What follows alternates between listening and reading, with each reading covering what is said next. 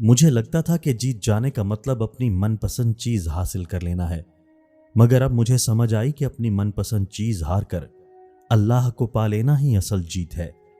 तभी तो हर जीत पुरसुकून नहीं होती और हर हार बेसुकून नहीं होती।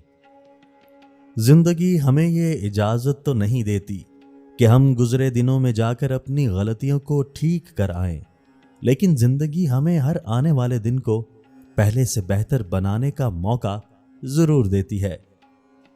नींद में तो तुम अपने आप को भी भूल जाते हो, पर वो कौन है जो तुम्हारी हिफाजत करता है, तुम्हारी सांसें चलाता है, तुम्हें जिंदा रखता है? बेशक वो कायनात का अकेला रब है।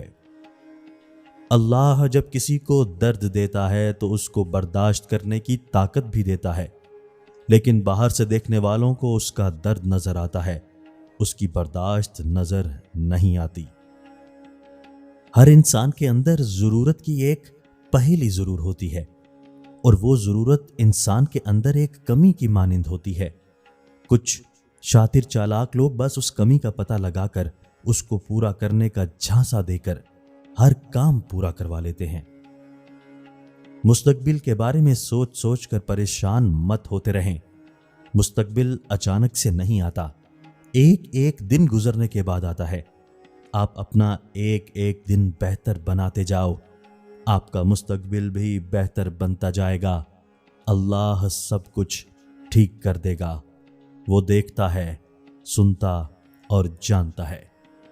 दोस्तों, अगर आपको हमारी वीडियो अच्छी लगी हो तो इसको लाइक कीजिए, दोस्तों के साथ शेयर कीजिए और हमारे चैनल को सब्सक्राइब करना मत भूलिए। बहुत शुक्रिया।